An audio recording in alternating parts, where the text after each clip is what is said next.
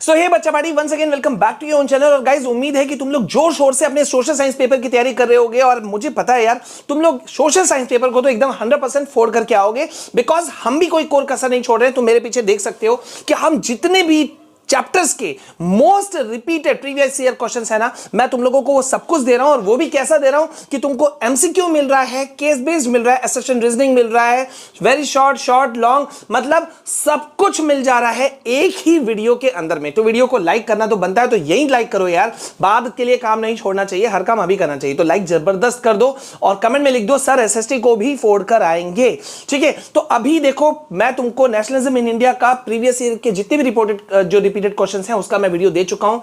क्या टॉपिक्स तुम्हें पढ़ना है वो दे चुका हूं, कौन कौन से इंपॉर्टेंट क्वेश्चंस हैं वो दे चुका हूं, ब्लूप्रिंट भी दे चुका हूं। सबके लिंक्स डिस्क्रिप्शन में है, चैनल का प्लेलिस्ट अंदर में मौजूद है, वहां जाकर के तुम सारे वीडियोस को जल्दी से एक एक बार 1.5 की स्पीड से देख लेना, मगर देख लेना, ठीक है। तो बिना देरी किए हुए जल्दी से शुरू करते हैं। और यहां पर अभी हम इस वक्त टच कर रहे हैं किसको, हम टच कर रहे हैं nationalism, best rise of nationalism in Europe, ठीक है, इसको हम शुरू कर रहे हैं। अब जल्दी से देखो यहां पे, अच्छा यहां पे पिक्चर्स तुम देख रहे हो और तुमको मैं बता चुका हूं ये पिक्चर्स भाई तुमको कवर कर लेना है। क्यों? क्योंकि पिक्चर बेस्ड क्वेश्चन इस बार बहुत इंपॉर्टेंट रोल प्ले करने वाले हैं। तो बिना देरी किए हुए इन सबको भी देखना है, लेकिन पहले आ जाते हैं एमसीक्यू क्वेश्चन पर। अब यहां पर भाई बहुत ज्यादा फोकस रखना, क्योंकि तुम्हें एक एक एमसीक्यू को फोड़ना है, एमसीक्यू में तुम अच्छा नंबर स्कोर कर सकते हो, राइट। तो यहां पे क्या है, क्वेश्चन नंबर 1 है which treaty recognize Greece as an independent nation, ठीक है। कौन सा वो ट्रीटी था, समझौता था, जिससे कि ग्रीस को एक इंडिपेंडेंट राष्ट्र का दर्जा मिला, ठीक है, कौन सा समझौता था। So the answer is treaty of Constantinople, ठीक है। आई होप कि तुमको ये वाला बहुत इंपॉर्टेंट क्योंकि क्वेश्चन था तो मालूम होगा, ठीक है। Okay, so C is the correct answer. अब which one of the following types of government was functioning in the France before the revolution of 1789, ठीक है, बहुत इंपॉर्टेंट क्वेश्चन है। ये सारे रिपीटेड क्वेश्चन हैं, बार बार आ चुके हैं। तो यहां पे भाई जो 1789 का फ्रांस का रिवॉल्यूशन था, उससे पहले किस तरह का शासन था, तो तुमको पता ही है कि यार उस समय फ्रांस में पाया जाता था मोनार्की शासन, ठीक है, राजतंत्र था। तो यहां पे B is the correct option, okay. अब चलो जल्दी से आगे बढ़ते हैं और क्वेश्चन नंबर 3 की तरफ। What did the crown of oak leaves symbols. अब यार ये चीज तुमको बहुत ज्यादा ध्यान देना है, क्योंकि ये वाला क्वेश्चन जो है कई बार बच्चे थोड़ा बहुत कंफ्यूज होते हैं कि ओक लीव का जो क्राउन होता है ना, हाँ, ओक की पत्तियों का, वो किस चीज को सिंबलाइज करता है, तो वो सिंबलाइज करता है हीरोइज्म को, ठीक है। चलो next question, who among the following hosted the Congress of Vienna in 1815, ठीक है, किसने कांग्रेस एट वियना जो ये था इसको 1851 में होस्ट किया था, ठीक है। So the answer is Duke Metternich, ठीक है। Okay, next question, Who among the following was known as colons? किसको कॉलोन के नाम से जाना जाता था। तो यहां देखो ऑप्शंस बहुत सारे हैं, लेकिन आंसर क्या है कि French citizens living in Vietnam, जो भी सिटीजन्स जो वियतनाम में रहते थे ना, उनको कहा जाता था कॉलोन्स, ठीक है। Okay, next, Which one of the following state was ruled by an Italian princely house before the unification of Italy? अब यहां पे देखो भाई, मैं तुमको पहले भी कई मौके पे कह चुका हूं, यूनिफिकेशन ऑफ इटली, जर्मनी, ठीक है, ये बहुत इंपॉर्टेंट चैप्टर है और लॉन्ग के लिए भी बहुत इंपॉर्टेंट है, ठीक है। दोनों का डिफरेंस भी पूछा जाता है कि क्या क्या अंतर हुआ था दोनों के यूनिफिकेशन में, तो ये सब तुमको ध्यान रखना है। फिलहाल एमसीक्यू में यहां पे क्वेश्चन है, तो क्या था यूनिफिकेशन ऑफ इटली के पहले कौन सा ये था, तो आंसर है Sardinia Piedmont, D is the correct answer, ठीक है।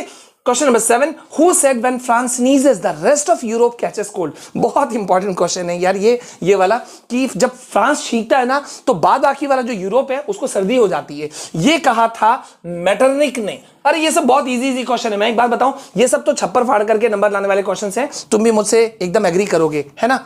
Okay, question number 8, for the middle class of Europe the most important feature of liberalism was, क्या है, individual freedom and equality before law, ठीक है। चलो, the Ottoman Empire was ruled by the emperor of. अब यहां बहुत ध्यान देना है कि जो ऑटोमन एम्पायर था, ठीक है, वो किस शासक सम्राट के द्वारा रूल किया गया था, तो यहां पे है तुर्की, ठीक है, करेक्ट आंसर इज तुर्की। ओके, द नेपोलियनिक कोड, बहुत इंपॉर्टेंट क्वेश्चन है, इसके भी शॉर्ट, वेरी शॉर्ट, लॉन्ग के अंदर में काउंट होते हैं, तो इसको भी बहुत ध्यान रखना है, ठीक है। और तुम नीचे देखोगे सब रिपीटेड क्वेश्चन के अंदर में काउंट है। द नेपोलियनिक कोड जो था वो क्या चीज था, formulated code for the army. ये कोड क्या चीज था, ये फॉर्मुलेटेड कोड था फॉर द आर्मी के लिए, ठीक है। Okay, next question is romanticism refers to, romanticism जो था वो किस चीज को रिलेट करता था, कोरिलेट करता था, ठीक है। तो ये ये रोमांटिसिज्म है, तो इसको देख करके कंफ्यूज मत हो जाना, ये कल्चरल मूवमेंट को ये डिनोट करता था, रेफर करता था, ठीक है। Okay, question number 11, in Prussia who was referred to as Junkers. बहुत इंपॉर्टेंट क्वेश्चन, बहुत सारे बच्चे इस पे कंफ्यूज हो जाते हैं, ये इंपॉर्टेंट क्वेश्चन है, ठीक है। और ये लॉन्ग में भी आता है, मतलब वेरी शॉर्ट में भी आता है कि जंकर्स के रूप में किसे डिनोट किया गया था, ठीक है। तो यहां पे था जंकर्स, उन्हें कहा जाता था, देखो बच्चों, जो कि लार्ज लैंड ओनर्स होते थे, मतलब जो बड़े बड़े जमींदार जिसको बोलते हैं ना, उनको कहा जाता था प्रुशिया में जंकर्स, ठीक है। Okay, next question, who among the following form the secret society called young Italy. मुझे लगता है ये सबको पता होगा कि मैज़नी, जिनका पूरा नाम गिउसेप्पे मैज़नी था, उन्होंने यंग इटली नाम के इस सीक्रेट सोसाइटी का गठन किया था। अब क्यों किया था ये क्वेश्चन आता है, ओके। अब चलो नंबर आ जाओ 13 पे, large number of people were hostile to the Napoleonic code because. अब देखो भैया कि नेपोलियनिक कोड लागू हुआ, अच्छी बात है, लेकिन उसके वजह से एक तरह का बंधक टाइप का, हॉस्टाइल टाइप का एक माहौल तैयार हो गया था। वो वजह क्या था, ठीक है। सो इसका करेक्ट आंसर है C, the administrative changes did not go hand in hand with political freedom. Administrative change जो लाया तो गया था, लेकिन वो पॉलिटिकल फ्रीडम के साथ साथ में वो नहीं कॉप अप कर सका, साथ साथ नहीं चल सका, तो ये एक उसका नेगेटिव पॉइंट था, ठीक है। अब यहां पे देखो पिक्चर बेस्ड क्वेश्चन, यहां पे तुमको एक आ रहा है कि which of the following event is described in the following image. यहां पे मैं तुमको बता दूं, पिक्चर बेस्ड क्वेश्चन का वीडियो आज आने वाला है, बहुत इंपॉर्टेंट वीडियो, जरूर देखना, सारा पिक्चर बेस्ड वाला क्वेश्चन कंप्लीट हो जाएगा, और मैं तुमको बता चुका हूं इस बार पिक्चर बेस्ड वाले क्वेश्चन आएंगे, ठीक है।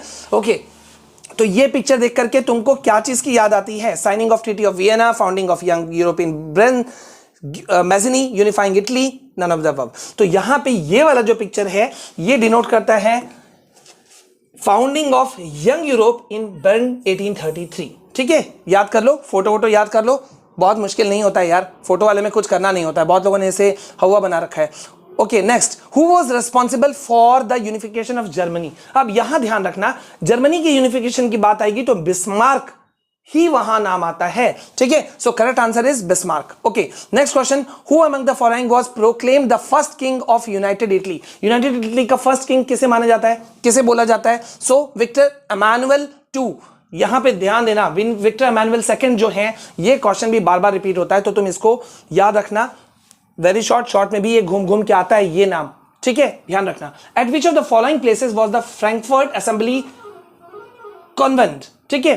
तो ऑप्शंस हैं, at the hall of mirror, in the palace of Versailles, this is the correct answer, ठीक है। अच्छा, यहां पे मैंने कुछ 25 दे रखे हैं, और यहां पे देखो एक फिर पिक्चर इमेज आ गया, what is represented in the following image. अब यहां एक बात बता दूं कि इसका PDF जो है वो तुमको डिस्क्रिप्शन में मिल जाएगा, चिंता नहीं करो, विद आंसर, ठीक है। सो ये फोटो बहुत इंपॉर्टेंट फोटो है कि what is represented in the following image. तुमको पूछ रहा है कि इस इमेज में क्या चीज को रिप्रेजेंट किया जा रहा था। अब गौर से देखो, ऑप्शन क्या है, Mazzini, unifying Italy, massacre at Chios, signing of treaty of Vienna, या Frankfurt parliament in church of Saint Paul. So correct answer is, ये एक, तुम सीन से भी समझ सकते हो, ये एक चर्च का, सेंट पॉल चर्च का ये इमेज है, और यहां पे फ्रैंकफर्ट पार्लियामेंट यहां पे इस वक्त शो हो रहा है, ठीक है। ओके, तो ये कुछ इंपॉर्टेंट क्वेश्चंस हैं, इसको तुम देख लेना। अभी मैं सीधा जाऊंगा असर्शन रीजनिंग में, ठीक है, वीडियो लंबा नहीं हो, इसका ख्याल रखना है। ओके, नाउ असर्शन रीजनिंग आ गया, यहां पे मैं कुछ क्वेश्चंस को मैं लेना चाहता हूं, ठीक है। अब यहां देखो, असर्शन रीजनिंग में एक ही बात का ध्यान रखना होता है मेरे हिसाब से, ठीक है। बच्चे इसको पढ़ने में समय ज्यादा गुजार देते हैं, जबकि ये ऑप्शन साइंस हो, SST हो, कोई भी सब्जेक्ट हो, असर्शन रीजनिंग में ये 4 ऑप्शन मोर और लेस इसी जगह होते हैं, ठीक है। तो इसको पढ़ने में समय बर्बाद नहीं होना चाहिए अगर तुम पहले से जानते हो तो फर्स्ट ऑप्शन ए कब चुनना है, जब असर्शन रीजन दोनों सही है और रीजन जो है वो करेक्ट एक्सप्लेनेशन है असर्शन का। अब असर्शन किसे बोलते हैं, एक सिंपल सेंटेंस समझो। असर्शन रीजनिंग में भी बहुत बच्चे कंफ्यूज होते हैं। तुमको असर्शन रीजनिंग में 2 टाइप के सेंटेंस मिलते हैं, एक होता है असर्शन, दूसरा होता है रीजन। असर्शन वो जिसमें कि सिंपल सेंटेंस होगा, रीजन वो जो एक कारण दिया जाएगा, ठीक है। अब 4 ऑप्शन मिलता है, पहला जो तुमको मैंने बता दिया, दूसरा होता है कि असर्शन और रीजन दोनों सही है, लेकिन रीजन करेक्ट एक्सप्लेनेशन नहीं है असर्शन का, हो गया खत्म। सी क्या है, assertion is true, reason is false. Assertion सही है, रीजन फॉल्स है। और डी क्या है, असर्शन और रीजन दोनों फॉल्स है, ठीक है। अब चलो आ जाओ यहां पे चलो मैं सेकंड से शुरू करता हूं। Assertion: The development of nationalism did not come about only through wars and territorial expansion. अब यहां पे क्या बोल रहा है कि जो नेशनलिज्म, राष्ट्रीयता का जो विकास होता है ना, वो वॉर और टेरिटोरियल एक्सपेंशन दोनों के साथ साथ में नहीं आता है, मतलब दोनों चीजें एक साथ में होती हैं तो नहीं आता है।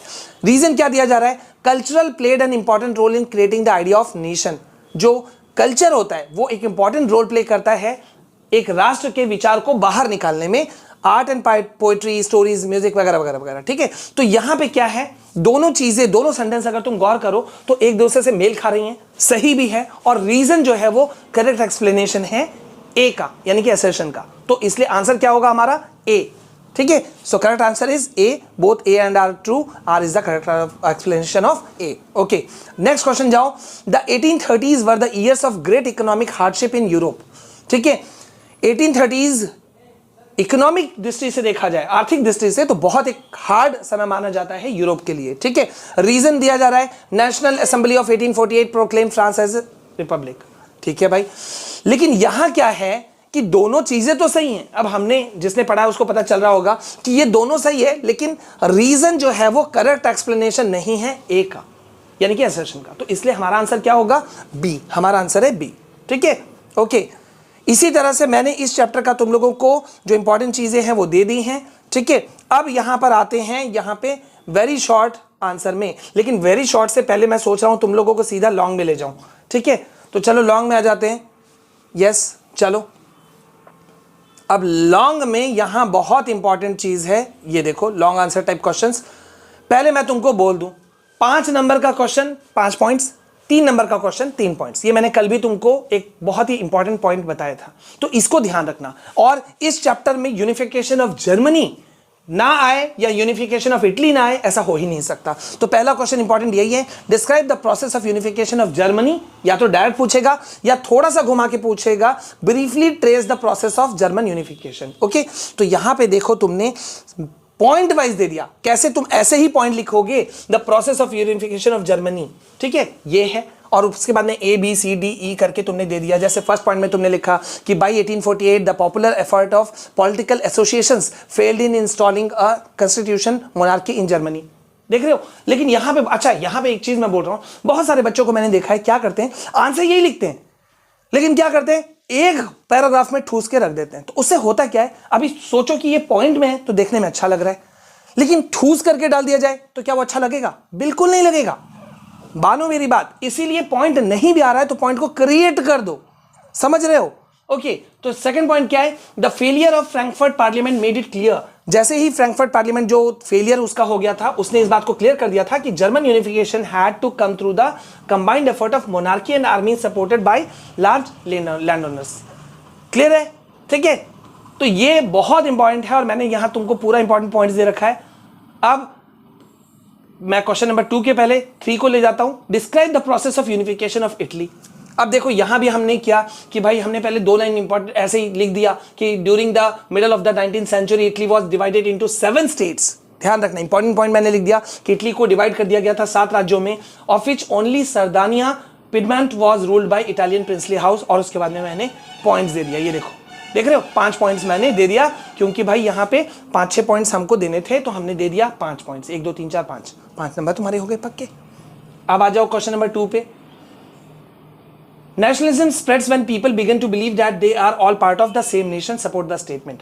Statement वाला क्वेश्चन नंबर 2 मैंने कल तुमको बताया था, राइट? याद है ना, मैंने तुमको बताया था पिक्चर बेस्ड क्वेश्चन आएंगे, स्टेटमेंट बेस्ड क्वेश्चन आएंगे, टेबल बेस्ड क्वेश्चन आएंगे, कोई टेबल दिया रहेगा उसके ऊपर क्वेश्चन होगा। तो ये क्वेश्चंस को तुम लोगों को अच्छे से करना है। अब तुमको एक स्टेटमेंट दिया और तुमको आंसर लिखना है। It's easy, really very easy, I am saying this. ठीक है, सो प्लीज इन क्वेश्चंस को कर लेना। क्वेश्चन नंबर 4 देखो कि Balkans become the most serious source of nationalist tension in Europe after 1871, explain with examples. यहां मैंने पूरा समझाया हुआ है। ठीक है, और इसके अलावा मैंने तुमको कुछ इंपॉर्टेंट क्वेश्चंस दिए हैं, इन क्वेश्चंस को जरूर देखना।